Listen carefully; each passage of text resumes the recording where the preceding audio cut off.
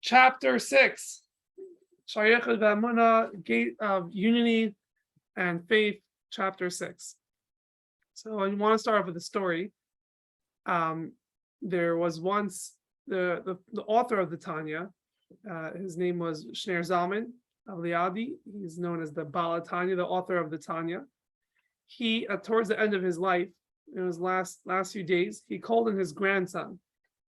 His name was Menachem Mendel, who happened to be the third Chabad Rebbe, who the seventh Chabad Rebbe was named after. So he called him in and he told him, we mentioned the story where he told him, "What do you see?" He pointed out towards the ceiling. "What do you see?" So he said, "I see the balcony, I see the rafters, I see the beams of wood." So he told him, so his grandfather told him, "That's what you see. But what I see is the words of God animating, giving life to these beams. That's what I see. I don't see a beam. I don't see a beam of wood. I see God's energy creating this beam."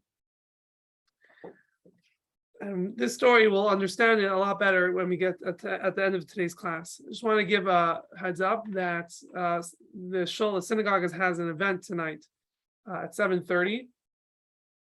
It's Jason Greenblatt, the one that was involved in the Abraham Accords. So something very interesting happening at the synagogue itself. But that's starting at 7:30. So we're going to do a Tanya class until 7:30. What's that? Call me after. Not to interfere with the event going on. So we're going to try to compact everything within a half hour, or now 25 minutes. Last week, we spoke about the idea of a vessel.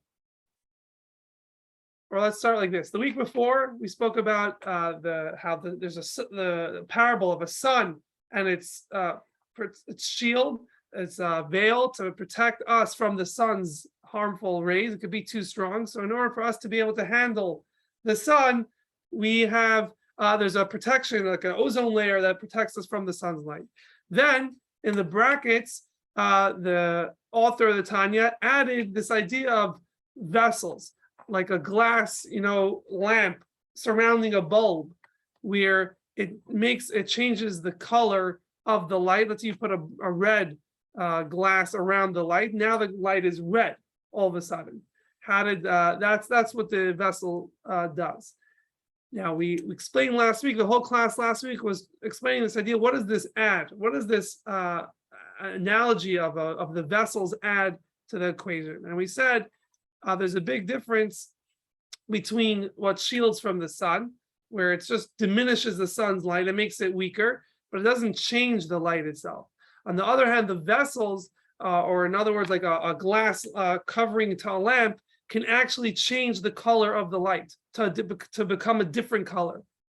That's what we spoke about last week. So, and the conclusion of that was that therefore, in our experience, we are separate. We feel separate from God because the vessels create an actual change in God's energy that's creating us, so much so that we are actually feel, and the energy that's creating us creates us in a way that we are independent, separate, independent from Hashem.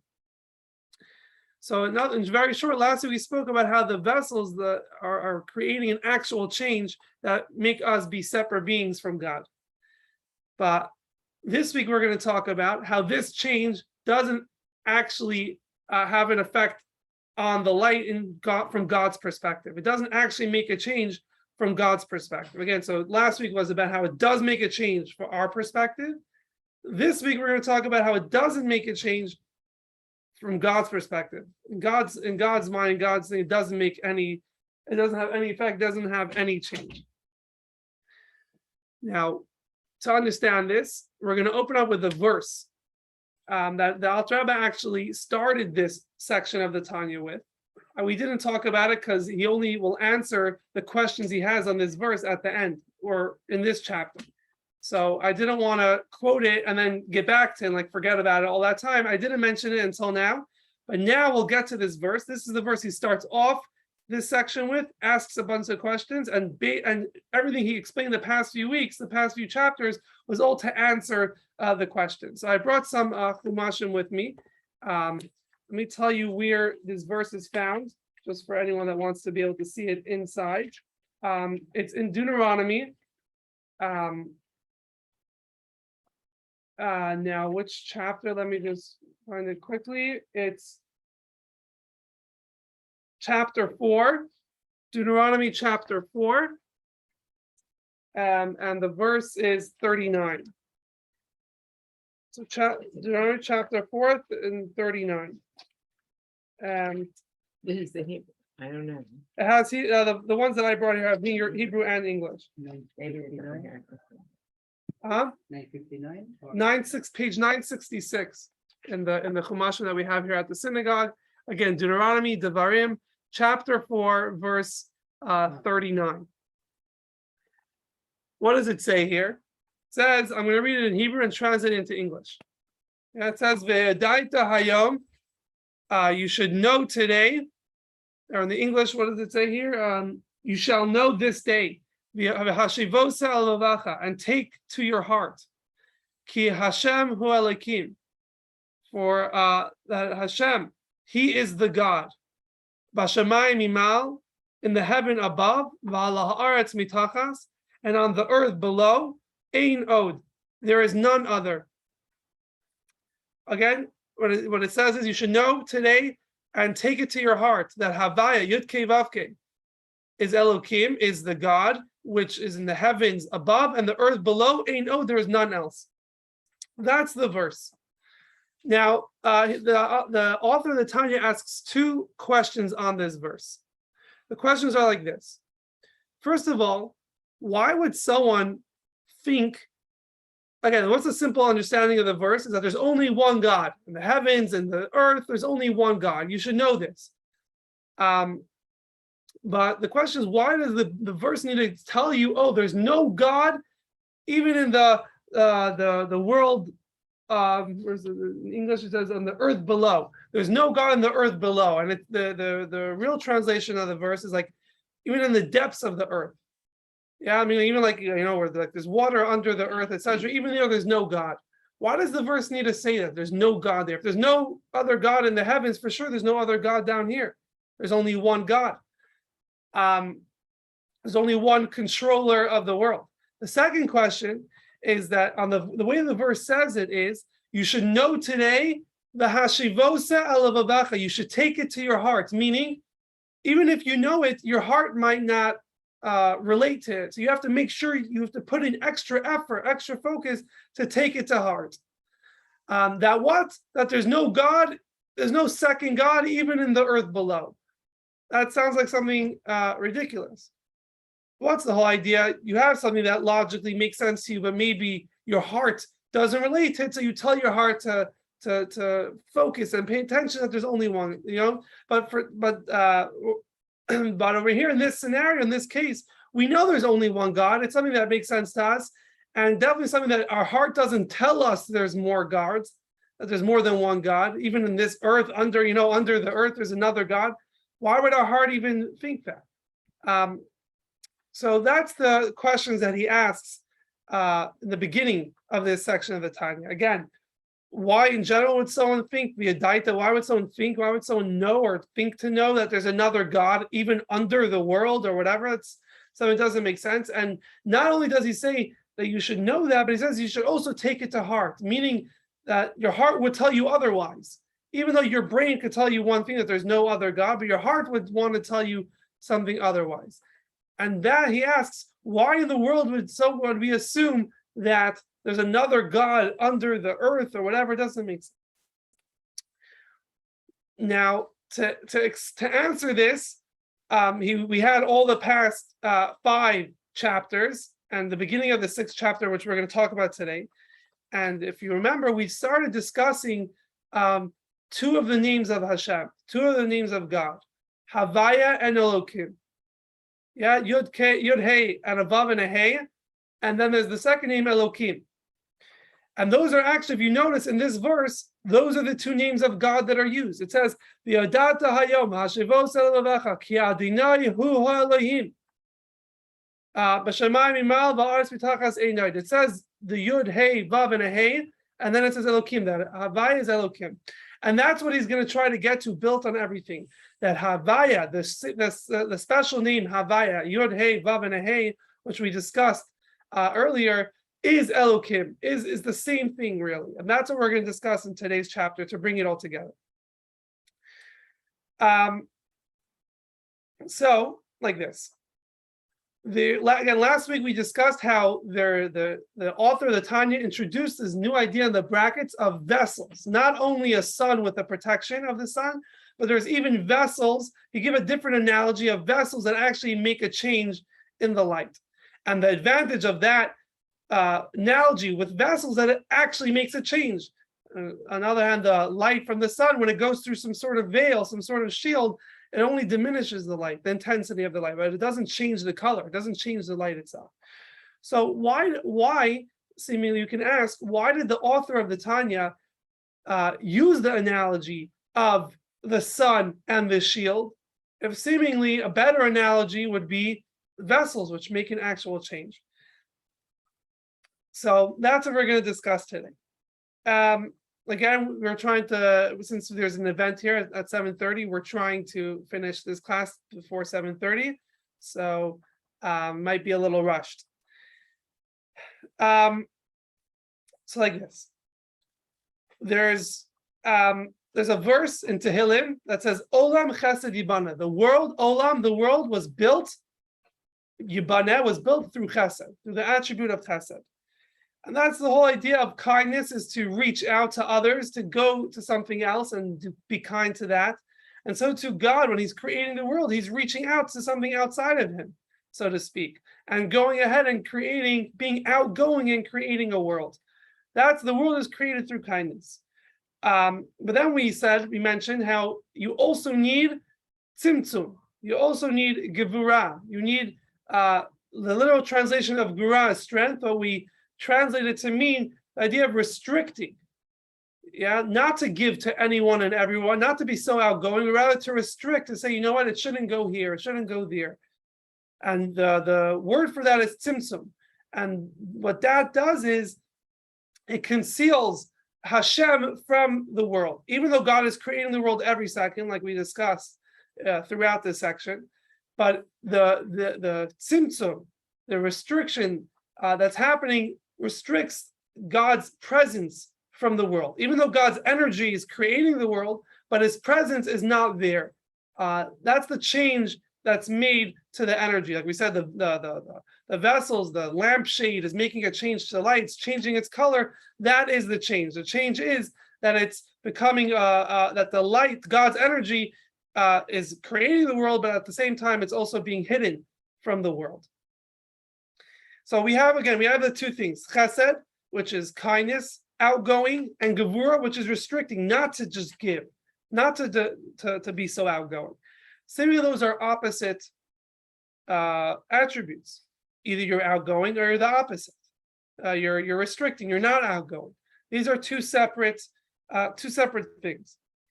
But what's interesting in this scenario is that God, we spoke about last week how God had a goal in mind when he created the world. What is the purpose that God had when he created the world? And actually, the women's Tanya class is also discussing this. God's purpose was that he wanted a world where is a very low world. Why is it low? Because God's presence is not felt. It's a dark world. You don't see the light. You don't see the truth. You don't see God. You don't see how God's creating the world. And he wanted that in this world, he should have a dwelling place, meaning a place that he's comfortable, a world that is aware of God's presence. And who makes this awareness of God's presence in the world? That's our job. When we learn Torah, we do mitzvot. Every time we're bringing God's energy, God's light, awareness of God into this world. And we're making this world a dwelling place for God. Now, so in other words, the goal is for God to be revealed. Again, we want awareness of God. God should be revealed in this world. That's the goal, based on what we said. So it's all about revelation. Similarly, that's all chesed, that's all kindness, giving out to the outside, being outgoing. But if God would only be outgoing, meaning only revelation to the other beings. And like we discussed, there would be no world. We would never feel ourselves independent. We would always feel ourselves as part of God's light. Because we're within God, we're never separated from God. God's constantly creating us. We're always within his light. We gave an analogy of the rays of the sun while they're still in the sun. You don't point out and say, oh, that's a ray of the sun, and then there's the sun. When you see the globe of the sun, the only thing you'll notice is the sun itself. There's no independent being. So too, if God was revealed to us, then the world would not be a world. It would just be an extension of God. We would identify just as an extension of God. So in order to create a world that's a low world, a dark world, and then in that dark world make a dwelling place for Hashem, God needed to conceal himself. And he needed to use this tzimtzum, this gevura, this restriction, hiding, concealing his presence in order to have such a world that's dark, that's low, and then we can make a dwelling place in that world. So in other words, what I'm saying is that the concealment is part of the revelation of godliness. The concealment of godliness, that's part of the revelation. In order for God to be revealed in this world, he has to first allow for the world to exist, allow for there to be a world which feels independent, which is dark, so to speak, where God's presence is not felt. So he had to do concealment of his presence. But that is in order to reveal his presence, in order to reveal godliness in this world, to bring down godliness in this world. So the concealment is part of the revelation. Just to give a very simple example, you have, let's say, a father. Obviously, a father wants to be kind and do good for his child. That's obvious. But sometimes that kindness will come out in a way of strictness. Yeah, let's say a child the classic example, child wants to run into the street. So the father will grab the child, not let him do what he wants, which seemingly might even tell off his child for wanting to go in the street. So seemingly, that's not the father being kind. The father is being very strict here. But no, obviously from his love for his child, that's what's causing him to do this. So the strictness is part of his kindness, is part of his love. And that's the same thing here. God's concealment, when God's concealing himself from this world, that's really part of his revelation. It's all in order to get to the revelation of God in this world. So in order to have a world, he had to conceal himself, and then he can reveal himself to that. He can be revealed in that world. So it's the concealment is part of the revelation. And this means that in the world itself, even though it seems like it's being concealed, it's really always God being revealed in this world. What do I mean?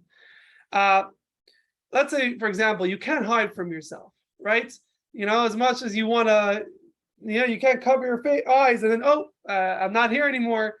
You can't hide from yourself. And this actually is brought out in Jewish law. There's a law about you can't say God's name without a head covering. That's why we wear a kippah. That's one of the reasons why we wear a kippah. You can't say God's name without a head covering. And it even says right next to that law about saying God's name with a head covering, it says that some people say even to enter a synagogue, you should not enter a synagogue without a head covering. And that's why you'll see even people that are not Jewish will walk in. When they walk into a synagogue, they'll put on the head covering, because that's part of the respect and the fear of God that we should display with our head covering. Now, what happens if someone wants to make a blessing, for example, which has God's name, but for whatever reason, he doesn't have his kippah? So what could he do? He wants to make the blessing. So naturally, he'll put his hand on his head, and my head is covered now. So the Shulchan Aruch, the law, the halakha is that does not count as a covering. If someone takes his own hand and puts it on his head, that's not a covering. You can't cover yourself. And to bring out this point even more, if let's say his friend would put his hand on his head, meaning, let's say this was not my hand, this was someone else's hand, and he would put it on my head, that would count as a covering because it's not me. But for me to cover myself, that doesn't make sense. My hand, so what's here? What's here is myself. What's here is also myself. You can't cover yourself. There's no such thing as, in Hebrew, we use the words, ein etzem mastir al etzem. Something can't cover itself.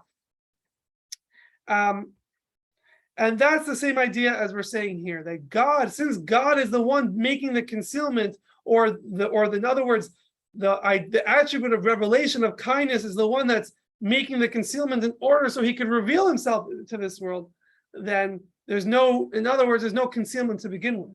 It's never really covered over. To bring this to give an example for this, we're going to give the example of an example.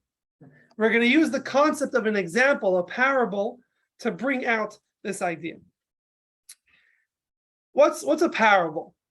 We're talking. The teacher has a very lofty, very abstract, detailed concept, idea in his head, and he wants to transmit that to his student. But the student is not, obviously, he doesn't have the mental capacity, he's not as developed as his teacher, let's say his professor.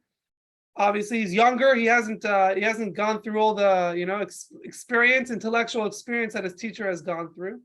So the teacher wants to transmit this lofty, abstract idea. He can't just tell it to him straight out. The student will not get it. The student's not developed enough to be able to understand it. So what will the teacher do? He'll give a parable. That in the parable, it's like a story, that in the story, if you think about it, you'll realize, you'll get the point from the story. You'll get the abstract idea from the story. So in other words, what he's doing is, he's kind of restricting and concealing the wisdom, the idea, the abstract idea. He's concealing it in a parable. So in other words, what happens is the student, what he sees is a story. He sees a parable. Now we know there's a famous parable in this time of the year, in the month of Elul. The king is in the field. Usually the king is in his palace in his royal garbs. Now the king, Hashem, is in the field. He's more available to everyone, and even the farmers can come and greet him. That's like a parable for the fact that God is more available to us. In other words, a parable is something it's like two separate things. The student, the way he sees it is there's a parable, and then there's the idea that he gets from the parable. But and that's exactly what the teacher or the professor is trying to do, is to separate the two things. Here's the parable, and within it, there's a second thing you'll realize is the abstract idea. And the parable is something that's more relatable to the student. The abstract idea is further, but when the student which can grasp the parable, which is something relatable, it's a story, it's whatever, something he can relate to, from that he can take it to the next step and understand the abstract idea. So to the student, the wisdom, the abstractness is concealed from him. All he has is the parable. So that's from the student's perspective. But let's talk about from the teacher's perspective for a second. How does the teacher see everything? When the teacher is concealing his wisdom, his abstract idea within the parable, so not only is the concealment not applied to him, meaning he always understands, he always sees the abstract idea. Not only he always has that in his mind, but even within the parable, he sees the abstract idea. The parable doesn't conceal even the idea from him. He doesn't see it as two separate things. Oh, there's the abstract idea and then there's the parable. To him, it's all one. The parable is just an outcome, a display, an extension of his wisdom, of his abstract idea. He was able to bring that wisdom into a parable also. For the student, it needs to be two separate things. He needs to first get the parable and then he can get the idea. But for the teacher, it's all one. He sees within the parable, he sees the idea. And the parable is just a translation, an extension of the idea, the abstract idea he's trying to give over. So that's something that is brought out with the idea that the sun has a shield. That's why he uses that. We asked the question, why does he use, why does the author of the Tanya use the example of vessels, which make a change in the brackets? Why doesn't he say that in the beginning before the brackets? Why doesn't he start off with that parable of a light being, the color being changed with the glass windows or the glass, the colored glass? So because the answer is because for God, for Hashem, from Hashem's perspective, his light was never changed. He sees the whole time how the world is just part of his revelation. There's no concealment to him. The concealment is all in order to get to the revelation. Hashem sees that the whole time. From God's perspective, that's there the whole time. So there is no concealment. There is no actual change to the light. Again, from God's perspective, there's no change to the light. All there is revelation. Maybe he needed to make a little tweak. He needed to put in a little concealment to get to that revelation, to get to that stage where God is revealed in this world. But it's really all revelation. There's no real concealment here. God can't conceal himself, so to speak. God sees himself in the world. He sees how the world is all, the creation of the world is all part of God being able to reveal himself in this world. So there's no actual concealment from God's perspective. So that's why the light of the sun and the shield, which the shield or the veil, the ozone layer, which diminishes the light maybe, but it doesn't change it. That's a more accurate parable, because from God's perspective, there is no actual change. He sees how everything is just an extension of him. Just like in the teacher sees how in the parable itself, which is seemingly concealing. That's why the student can understand, because it conceals the wisdom.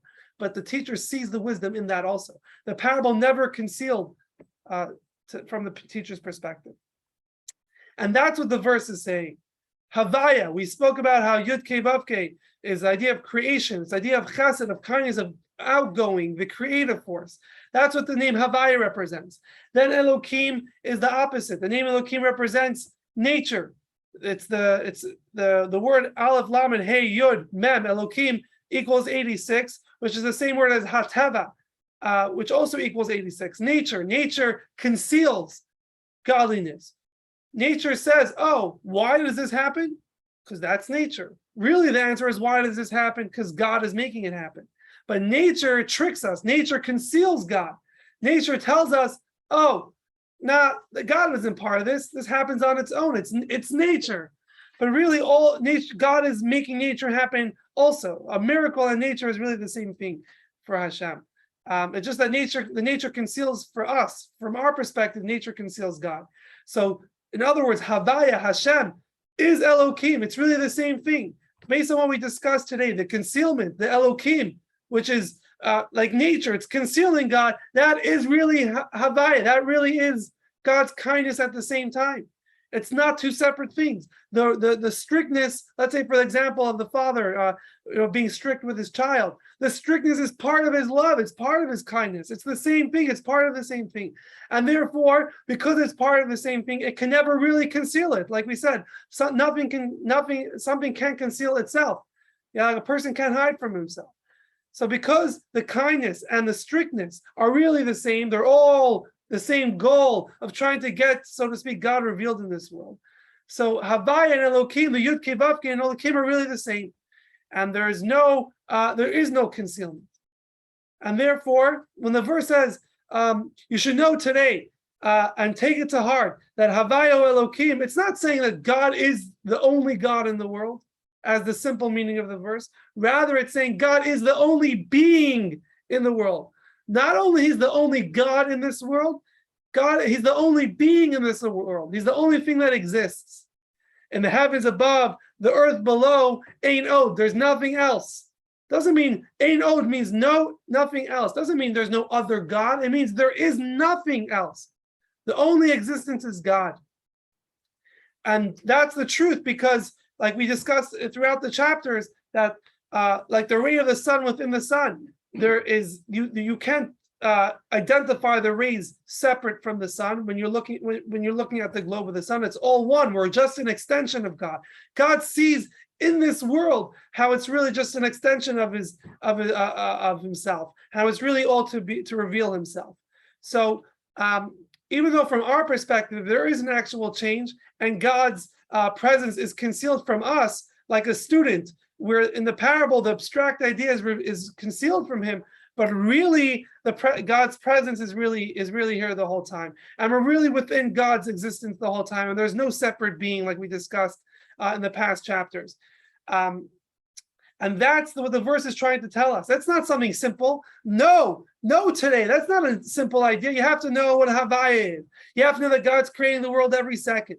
But then you also have to know that there's Tzimtzum, there's Gevura, there's Elokim, there's nature, which is concealing God. You have to know that. And then you have to know that really they're the same thing. They're really all part of God revealing himself. These are all not simple things. You have to know this. You have to learn this. And not only that, even if you know this, it's logical, but your heart can tell you otherwise. Maybe I logically know something, but I don't experience it like that. We experience, with our five senses. We don't experience how the world is really one with Hashem, and we're really just an extension of Hashem. We don't experience that. So we know it's, maybe we don't experience it. And that's exactly like Pablo said, that's the whole idea of the story that I said before. The author of the Tanya, he's the one that brought out this whole idea that God is one.